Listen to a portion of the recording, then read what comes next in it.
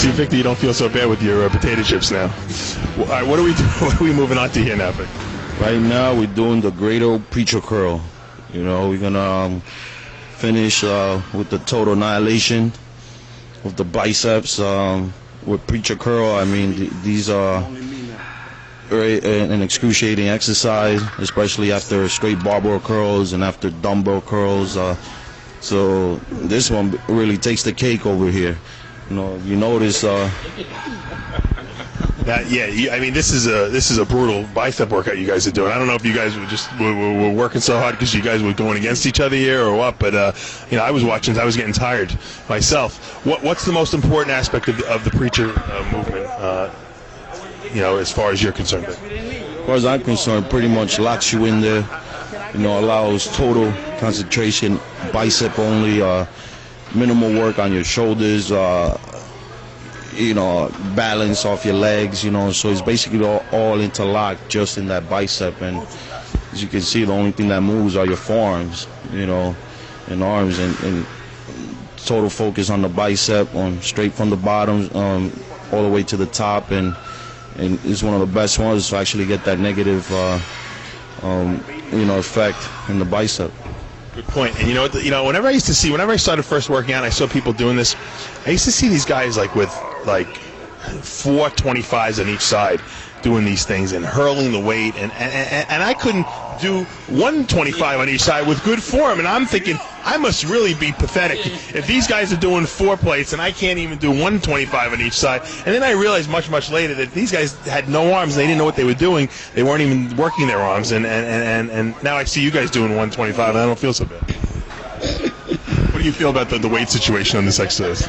Well, you know, I was at a significant disadvantage today. You know, again, to talk about the weight situation, I certainly felt like the Robin in this dynamic duo. But, you know, I'll settle for a rematch another day.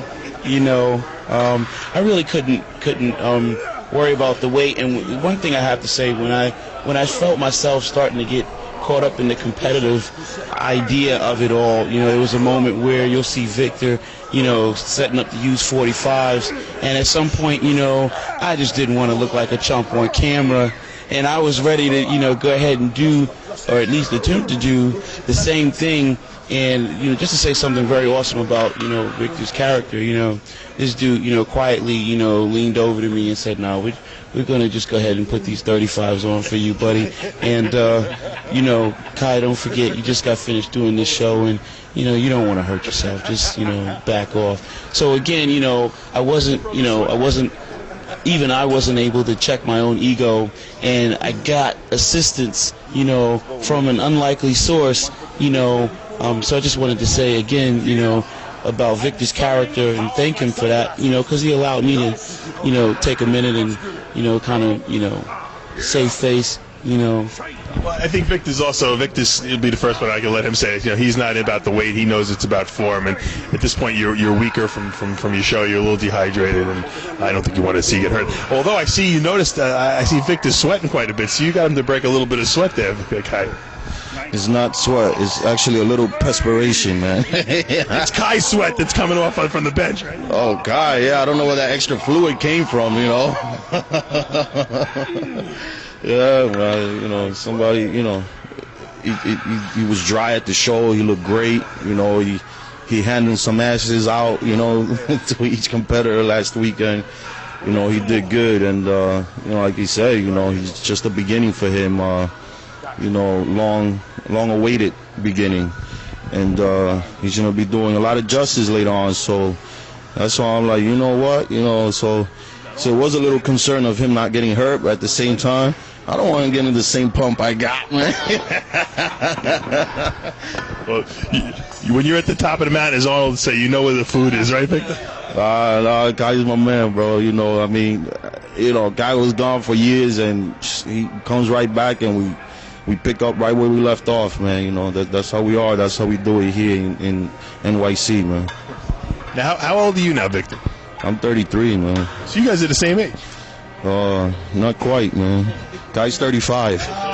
Are you lying about your age, Kai? Nah, I'm 25, and I'll be so for the next 8 years. That's on the record, baby. Good answer, man. Good answer. Now, Vic, let me ask you a question about these. Do you ever? I know you like to alternate a lot of different exercises. How do you feel about the dumbbell preacher curl as opposed to the barbell preacher curl? Those will be coming next week. I do them all the time. I mean, there's not a single exercise I actually miss. I mean, the only ones I might miss might be a machine exercise. That's about it. But as far as free weight, you know, I'll never miss them. I do them all the time, and you know, like we discussed, Dave, there's no comparison to any machine to free weights. It's just you can try and find a way to say, oh, this works just the same as this. You know, whatever makes you happy, because your lazy ass wants to find a definition for it. But there's no way, man. Free weight is the way to go, and that's the, you know, there's one thing that's not going to be reinvented. Now, Vic, I saw you this past weekend at the 2007 Atlantic States on stage with with Jay and Ronnie, and I got to say, you know, looking at your arms here, I don't think those guys got anything. I thought Ronnie had the craziest looking arms I've ever seen, but your arms are pretty big. How do you feel comfort-wise, knowing that you're going to be standing on stage next to Jay and Ronnie in a couple months, and do you feel that you can stand next to them size-wise? I'm still pushing, man. I'm still pushing. You know, these guys are freaking behemoths up there. You know, so I mean, I'm still, you know, in tune with what they're going to bring to the table, and I'm still in tune what I still need to bring up to the table and to the stage. You know, so you know, I could hang, but I'm still pushing hard, man. I'm still pushing up, and I'm not letting up.